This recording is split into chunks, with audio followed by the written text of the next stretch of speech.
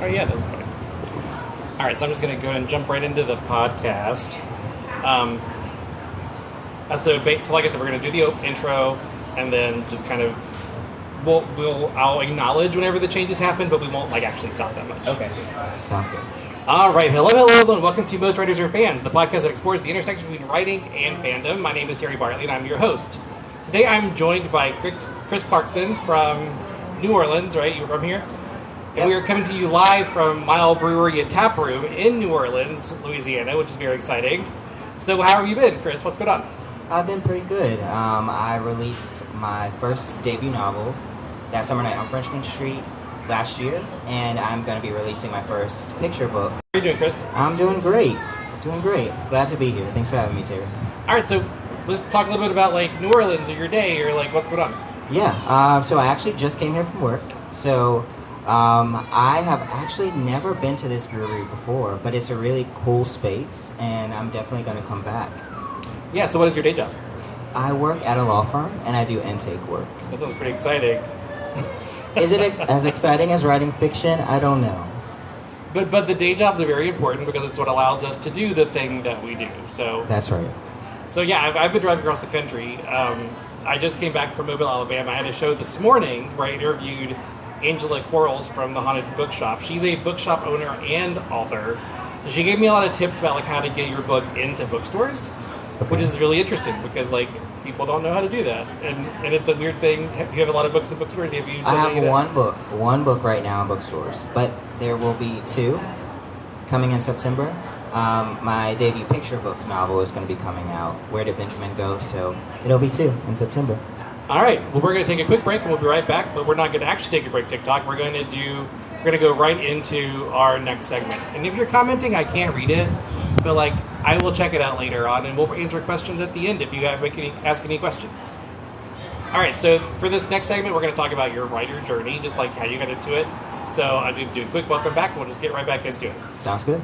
Welcome back to Most Writers Are Fans. I'm joined once again with Chris Clarkson. He is a young adult author.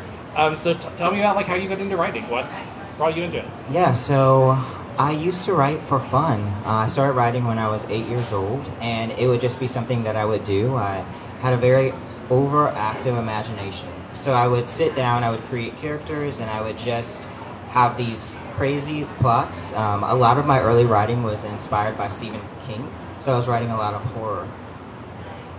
Yeah, so what made you transition into, because like what are you doing now? It's historical, right? So it's contemporary, but there is a historical aspect with my young adult novel because it does have some flashbacks to Hurricane Katrina.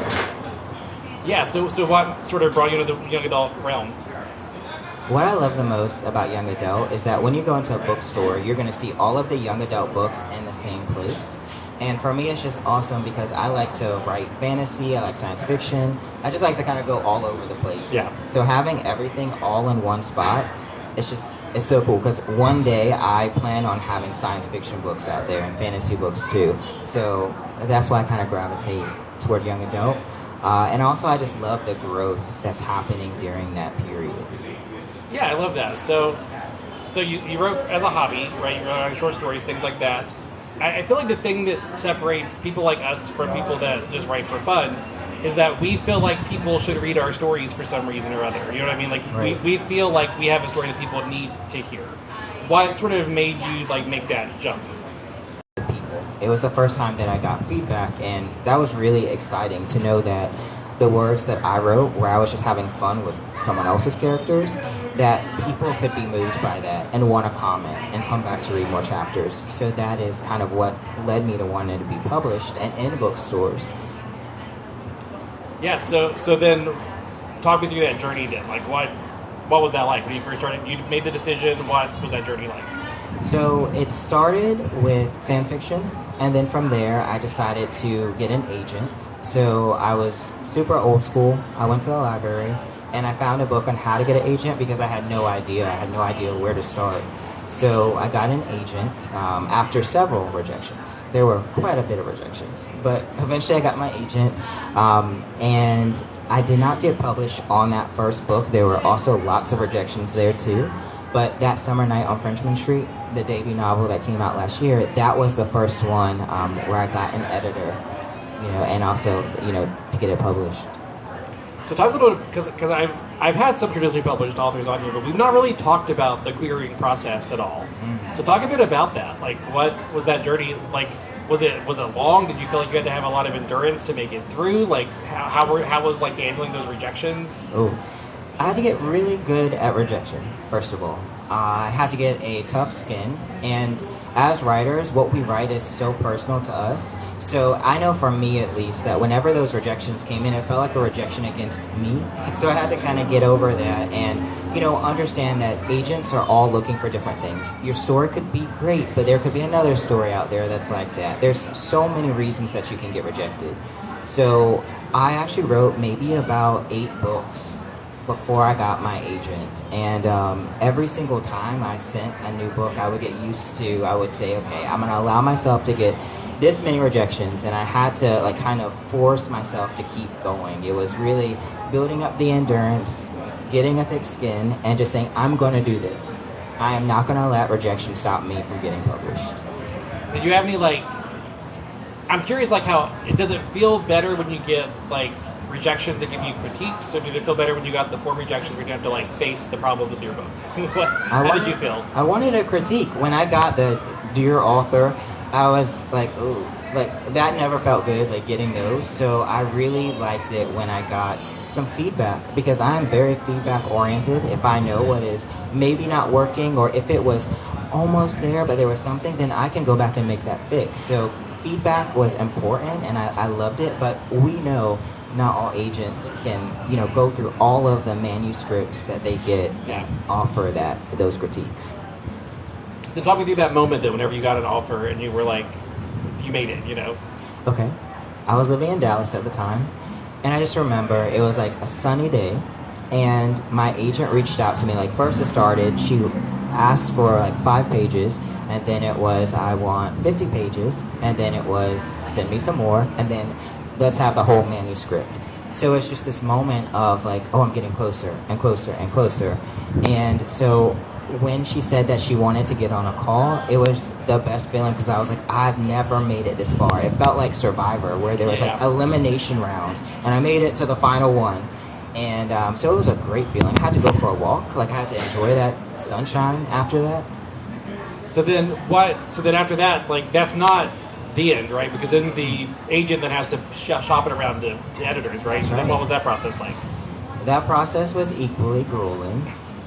That first book I actually didn't get published. I did several revisions on it, and I got close, but it didn't get sold. So I had to get used to rejections again, and that's where I realized that it's not just the agent process, it's also editors, and not just editors, but they have to have a meeting, is this book sellable? There's so many aspects after that I kind of had to learn about along the way. Just because we love to dig into the nitty-gritty here, so that means that you're basically, this book then is self-published, is that correct? This book is actually published through Lee and Low. Yeah, it's Lee and Low Books, and 2 Books is the imprint. They are a book company that specializes in diversity books, diversity and inclusion. So I was really excited to be published through them. They have some great books in their catalog. So then, whenever you say it didn't sell, that means you didn't sell to one of the big labels that the agent would have been targeting, correct? The very first book that I wrote that I got my agent for is not anywhere. Not this book. It is not anywhere. Okay. It's still on my computer. So probably my agent and myself, we're the only ones that have read that book in its entirety. But with That Summer Night on Frenchman Street, that is the one that is published, and that was published through Lee and Low Books. So then, could that first book still be self-published if you wanted to later, or are you wanting to gain prominence with this book, and then hopefully somebody will be interested in that book? What are you? I just want to get the logistics of it. Of course. So I loved that book. I loved that book. But I think that right now, especially after being in this space where I've gone traditionally being published, I see myself kind of sticking to that for now, because we know the publishing industry, and with traditional publishing, there comes marketing teams, and there's a lot of, I'm not the best at marketing, so it's great to have a marketing team to help me out there. So I think for now, I'm going to stick with traditional publishing. Yeah, so I honestly, I was self-publishing for honestly very similar reasons. Yeah. I like marketing. I like that end of it, and I also enjoy, I like having control over everything. Like I like being able to like hire my artist and like design the book cover myself. Like I love getting into all of that like really specific stuff. And then too, I mean, like I drive across the country by myself, right? That's not a thing that most authors just do on a whim. Right. So obviously I'm a bit of a self-starter because like I just enjoy kind of like this end of it. So this is another thing I'm curious about though. Like let's talk about like marketing support that you did get from the publisher. Like what kind of stuff did you notice? Yeah, so one thing I noticed was I got to go to the American Library Association conference. That was like one of the first things that I did, and that was a super exciting experience. I got to go to DC, and actually my family lives in Maryland, so it was kind of cool to go there and be so close to home and be around all of these librarians and teachers.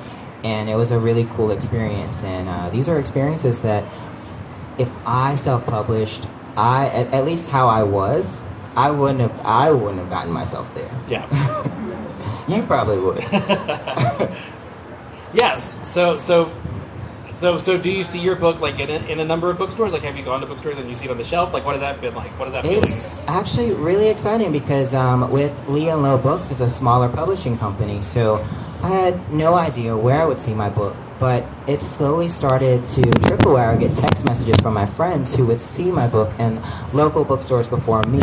The very first one was actually in Frenchman Art and Books, where I got a text message from my friend, and they're like, "Your book is in the window," and it was during Mardi Gras.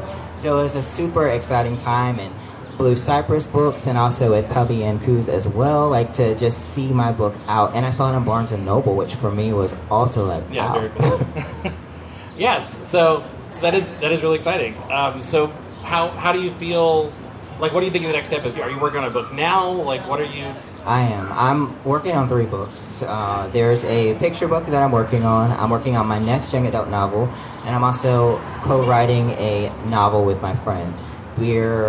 Everything I usually write is a little bit heavier in topic, so my friend and I were writing a romance. We just want to do something like fun, because the world is so stressful already. Yeah. So like YA romance or like adult spicy romance? Adult spicy romance with my friend. And so what has that transition been like, right? Because YA would be like not that at all, right? Has that been stark, or has that just like been a fun diversion? You can have a little bit of fun in YA, a little bit of fun. I mean, obviously you can't go the full scale, but teenagers, they are 17, especially the teenagers that I'm writing for, they're a little bit closer to 18. Yeah. So, you can have a little bit of spice, but you gotta temper that. Yeah. So then, but yeah, so what has that transition been like though? Like doing the like full-on romance, super spicy, like what is that?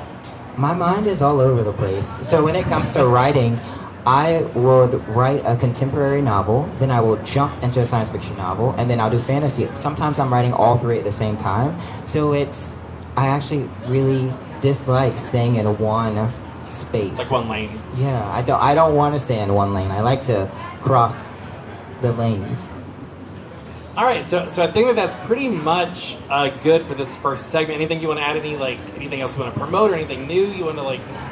Yeah. Go ahead. So I'm also a picture book writer, and my first picture book, Where Did Benjamin Go, is coming out September 19th this year. All right, so we're going to take a quick break, then we'll be right back to talk more with Chris Clarkson.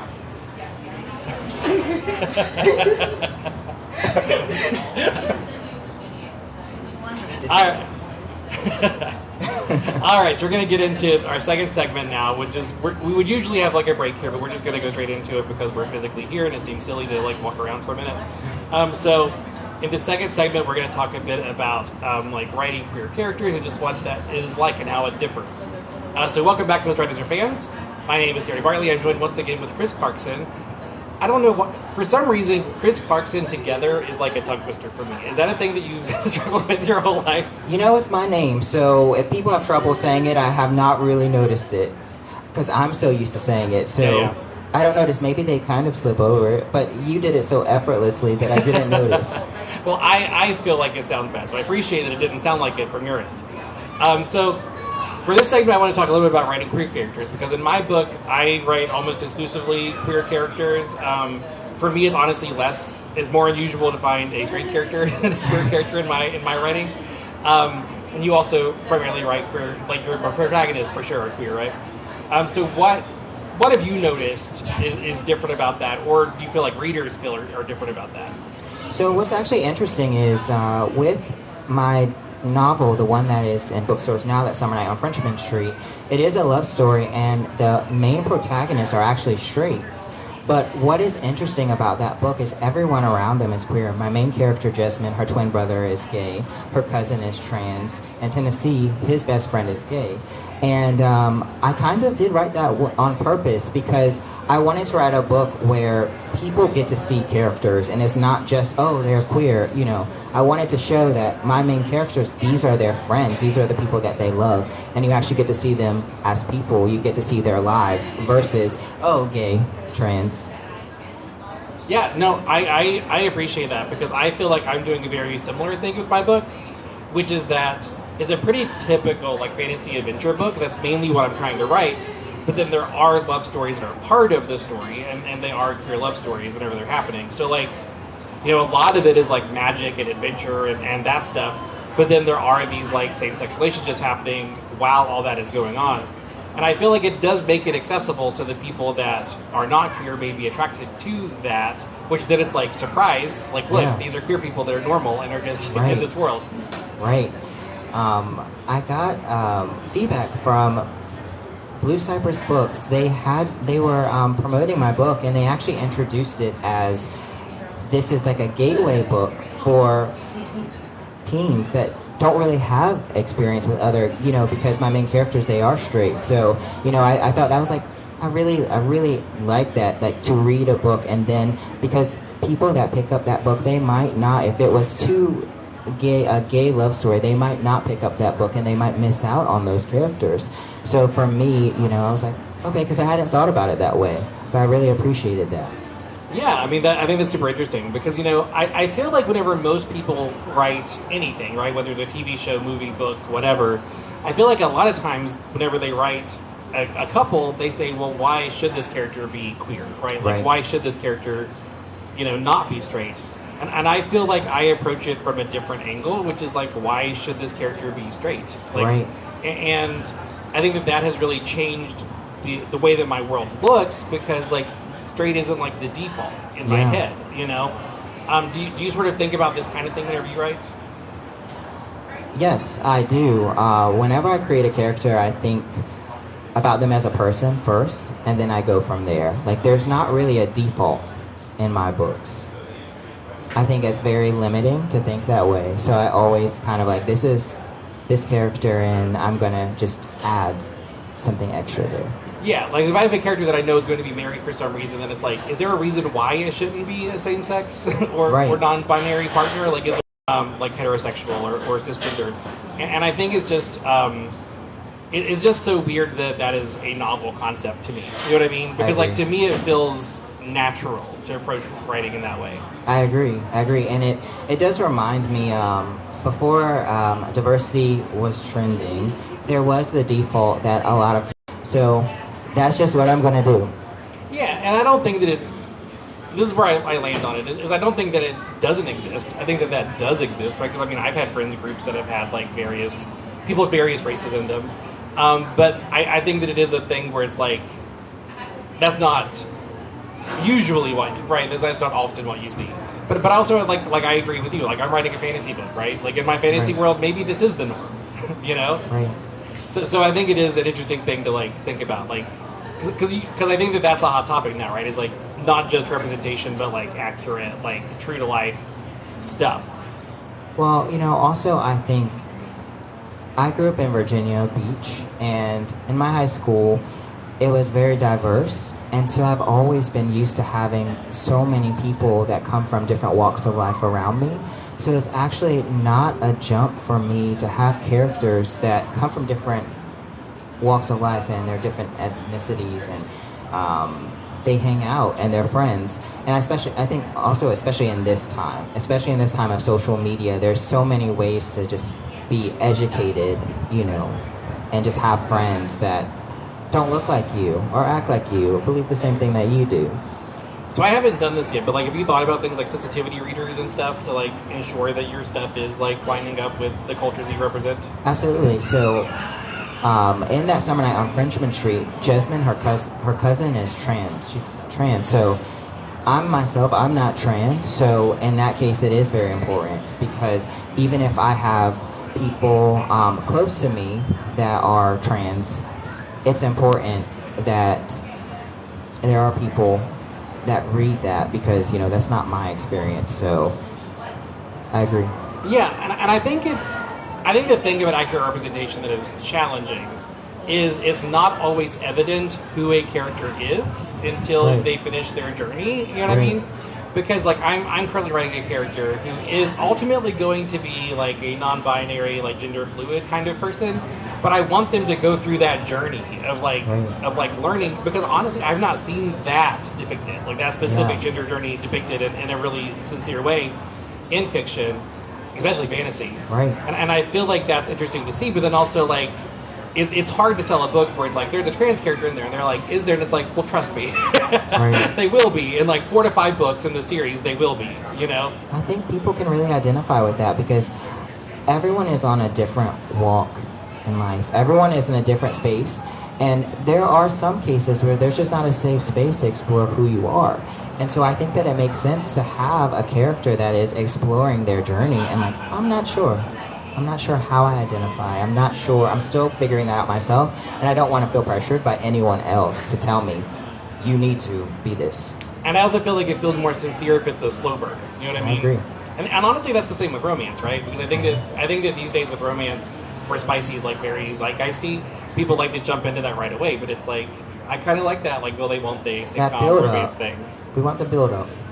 Yeah. So what other things have you noticed writing queer characters specifically that has been? Well, let's talk about the similarities, right? Because honestly, in a lot of ways, it's not that different. How do you feel that is the case? Well, I think it depends on the experience. If you're writing a queer character that is comfortable with their sexuality, then I think that's when it's more so writing a straight couple. But other than that, I don't want to depict all love stories the same way. So I would approach every love story differently. And it's regardless of who they're attracted to or who they're in love with. Yeah, I think the love story is an element of the character, but then every other element of the character isn't necessarily informed by their sexuality or gender identity. And some parts of it will be, right? Some parts of it will be, but other parts of it won't. And I think that's the thing that makes us so... I think it's easy to forget that all characters are just people, Right. And I talked about this today earlier in Mobile, which is people want you to describe your characters in these interviews and stuff, right? And it's hard to describe your characters, because if they're good characters, you can't just say, oh, they're moody or they're angry or they're, because you started there, but they've become a person. That's right. There's a gray area, and I kind of approach it from myself as well. I think of the people around me, who I am, and characters should be written the same, where they're not just one way. And I think that readers, they really identify with that layered approach. Yeah, a thing that I say a lot is how do you describe your best friend, right? Because if you know somebody that well, how do you describe them to somebody? Because sure that there's this, I guess it's Zodiac, right? You have your sun sign is what you present to the world. Right. I guess there's that, there's that you could describe, but that's not who they are, right? Yeah. It's so much deeper than that. I actually do a cheat when I create my characters. I will give them a zodiac sign, I'll give them a moon sign, I'll give them a rising sign, and I will use that to kind of develop their character, and it's kind of a fun way. It's just one of the things that I do in the developing process. Yeah, I've thought about it, but the thing about it is whenever you write fantasy, the stars are different. Right. There's a different world. So how do... And obviously I could do it that way just for my own sake. Mm-hmm. But I think it is, I guess that's something to talk about is the character creation process. Like, how do you sort of like, whenever you create a story, do you create stories first, character first? Like, how does that come together? Character first. One time I had a dream, and the dream was about a character that was just armed with a lacrosse stick during a zombie apocalypse, and I fit the story around that dream. So it's always characters first. Yeah, for me, I always feel like I have a character idea, right? Like a character concept. And I flesh them out a little bit. Then I feel like the character as I write, sort of, and like I have an outline, so I like know what's gonna happen. But I feel like as I write, the character sort of like becomes the person. Does that make sense? Like, it does. As you're writing it, they start to be more. Because a lot of times I don't know who it is until I start writing them. Does that make sense? It does. That's exactly. My characters will wait to tell me something until the end, and there have definitely been times when I've been writing, and after I'm almost at the end, I'm like, oh, you didn't tell me that before. I didn't know that. Learning things like along the way, because my character, and then, but it usually makes sense. Like, it's not something where it's kind of like I just didn't have that final piece until I got toward the end of the book. Yeah, and I kind of feel like when you do that, when your character, whenever you write an outline and then the character does something different than what you've outlined, that's when you feel like you're doing it, you know, right. Like you got it right. Right. Have you had those moments? Like anything come to mind?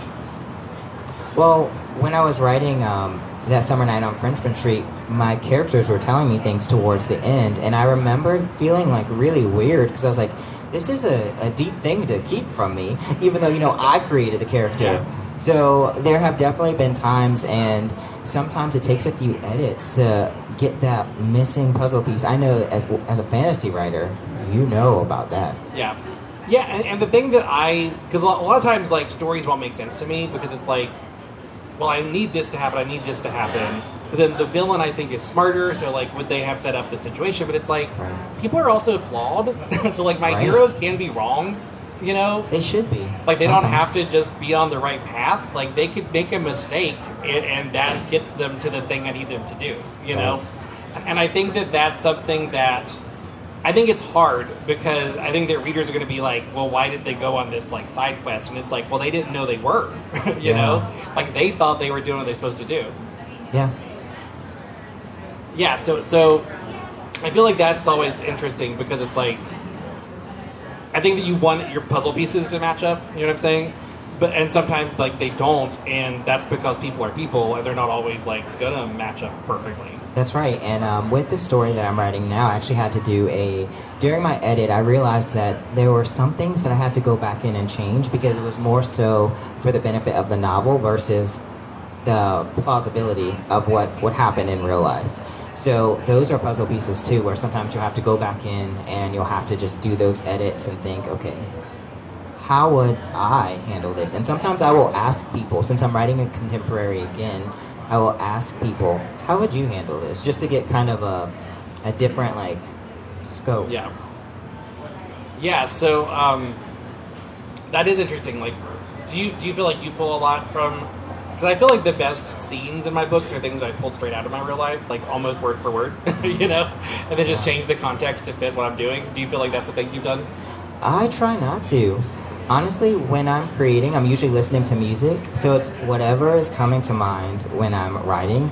I don't really think I pull that much from my friends or people I meet. Only like a random person I might see on the street, like if someone is on a bicycle and they have colorful hair and there's flowers in like the basket, like that creates a character for me. Do you have like a list of characters that you want to... Do you have like a running list of characters or ideas or anything? I have names. I have at least 8 ideas in my head right now. I have so many things I want to write.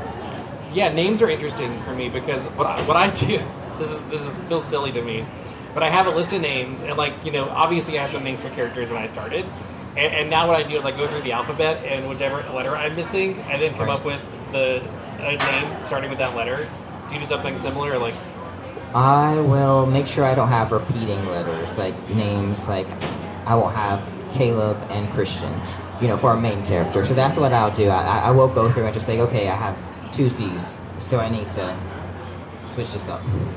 Yeah, it's always hard for me because, like, there are times whenever they're supposed to be similar, right? Like, I'm writing a story right now where a character is, like, investigating like this castle, and they're trying to find like a target, and the person has like a code name or whatever. Like they know their real name, but they're probably going by some code name.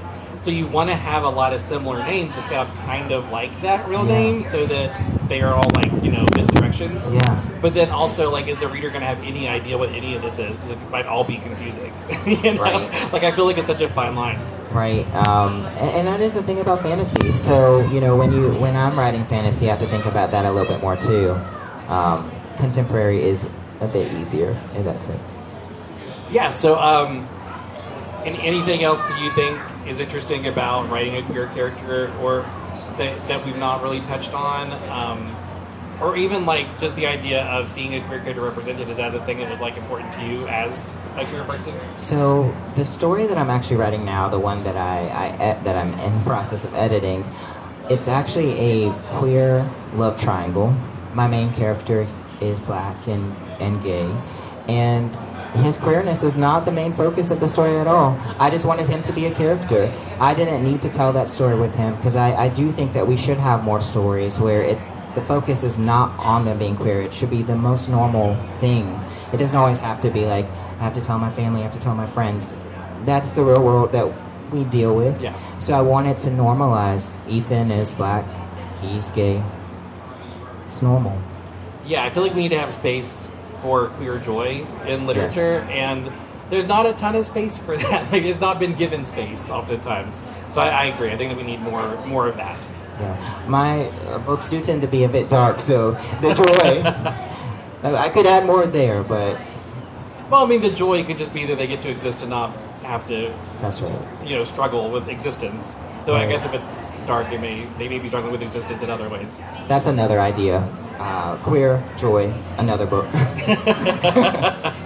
Well, and I mean, like, there has to be conflict, right? So, like, That's there right. can be joy, but also, like, problems are happening. Right. Their joy, or like their struggle, doesn't have to be their queerness, I guess is what I'm saying. I agree with that.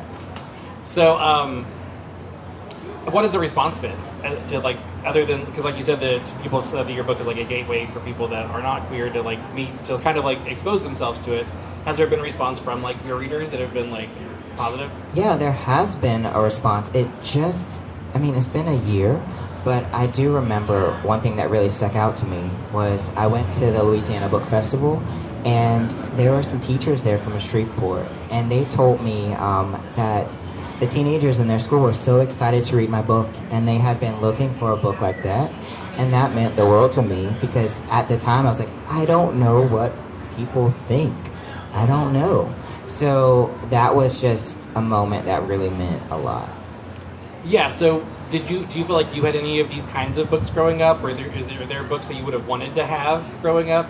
Yes, it was very rare that I came across a book that featured a queer character when I was growing up. And I remember that whenever I found a book with a queer character, they were usually like really in the background, disappeared for 75% of the book, and they came back for the ending. So I think that we're just in a great time when it comes to representation and being able to go to bookstores and seeing books with people that look like you or people that look like your friends, or, you know, you just want to read a story about someone who has experience that's like yours or not like yours, and you can find those books now. Yeah, you know, I think back to like things I watched growing up, and I kind of feel like a lot of the queer representation that existed was all like in my head. Like you mentioned, you wrote fan fiction before you got into writing, like doing your own fiction, and I think that like headcanon is so important, because if there's enough ambiguity in a show or a movie or TV show or like book, you can be like, oh, maybe this character is, or like you can start like seeing attraction that maybe isn't actually there or intentional. Yeah. And I think that that's important to have that. And like obviously that has been abused, right, with things like Supernatural, where like they never confirm it and it's just teased the entire show. Right. But I think that it is useful as a fan to have had those outlets, right? That's right. And when you said about CW and WB, it actually reminded me of my very first seeing a gay character on TV was Dawson's Creek. And I remember Jack, and from what I remember, I haven't watched it in a while, but I just remember that being a prominent storyline, and that was the first time that I really experienced a queer character on TV, a main character. Yeah, I mean, Will and Grace existed when I was a kid, so like I knew that existed, and I watched a couple of episodes here and there. I remember, I actually have a really distinct memory of watching it as a kid in my room by myself, and then my mom came through and I shut it off like I was watching porn or something, because like it felt like the worst thing I could be watching. Right. But I think the first thing that I watched that I actually remember seeing a queer character that I cared about was Buffy the Vampire Slayer with Willow and Tara. Yes. I actually watched that yesterday. I watched it yesterday. Yeah, I mean, it's who we are, right? Yeah. It's part of the community. Right. It's the gay canon. So yeah, I think we're pretty much good. If people wanted to find out more about you or your book or anything else, where can they go to find that? They can go to literally _ caffeinated. That's my Instagram page. And also my Twitter, Chris Wrights 3434. All right, well, thank you so much. This has been so fun. Thanks for joining having me, Terry. And thanks so much to Tubby and Coos for hosting us and to the Miel Brewery and Taproom. All right, so I'll do like a real intro later or a real outro later. Do we have any questions before we close out? Can you see the comments at all? I feel like there's something on there. I see you're doing great. Oh, it's somebody from Scott High School. Okay, well, that's where I teach as a teacher. All right, so thanks guys. Bye TikTok.